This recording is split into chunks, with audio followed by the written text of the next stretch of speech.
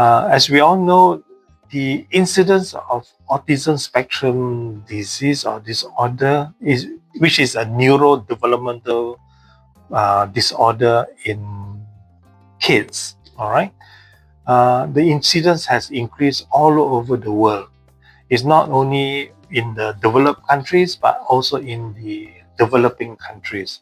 So I presume it is something that is going to be a big issue over the years to come. And autism nowadays can be also diagnosed as early as 2 years old, and treatment should be started as soon as the diagnosis is made, because the earlier the treatment is started, the improvement will be much better. Now, what kind of treatment depends on, of course, the facilities and the resources that's available to the parents and to the place where you are.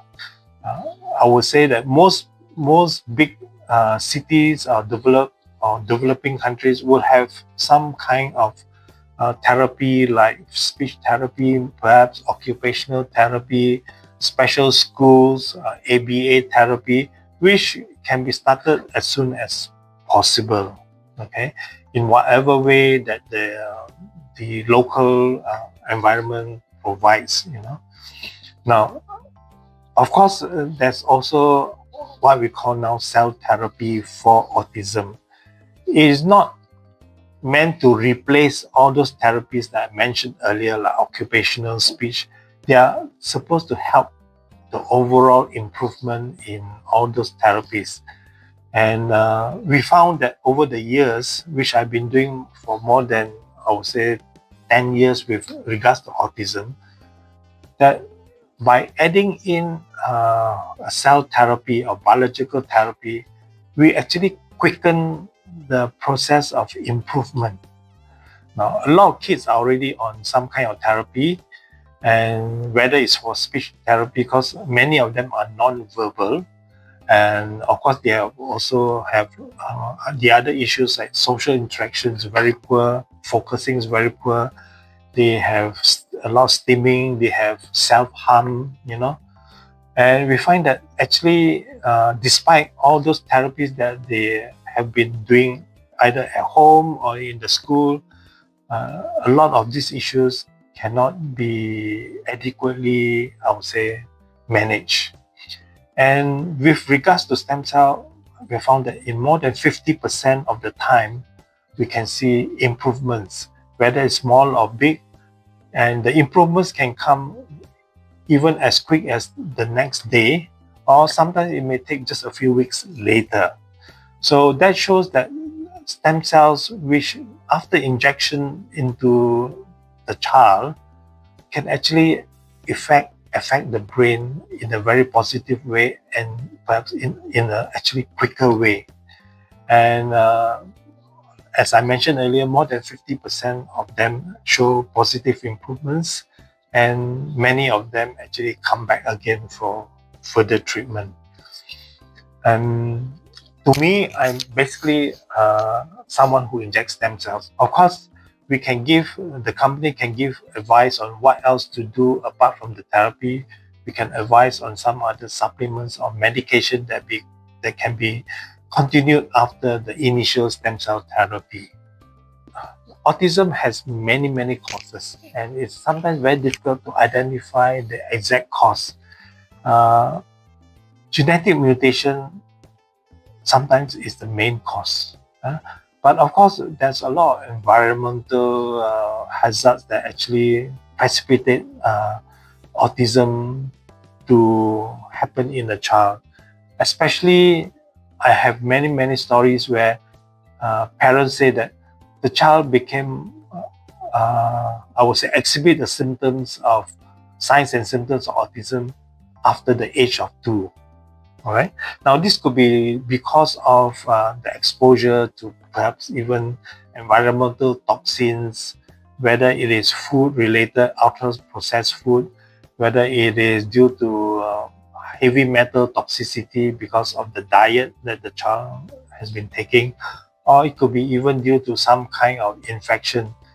and even perhaps the childhood vaccination may have contributed to basically a lot of inflammation in the brain. So basically the basic problem will be there is a kind of inflammation in the brain, which if you do not address it seems to actually manifest the signs and symptoms of autism even more as they grow older. There's also, as I mentioned earlier, with regards to Parkinson's, there are different cell types in the brain. You have the astrocytes, the microglia. They are also affected by the inflammation, by the stress in the brain.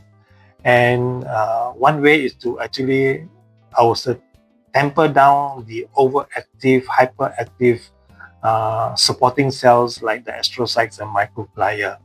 Now, the therapies cannot do that. Occupational therapy cannot do that. Whatever speech therapy cannot do what is in the brain. Perhaps by giving certain supplements, it may help to improve on the condition, but those are basically oral supplements. But stem cells is unique in the sense that it can help with all those. All right, it can help with neuroinflammation by dampening down the inflammation.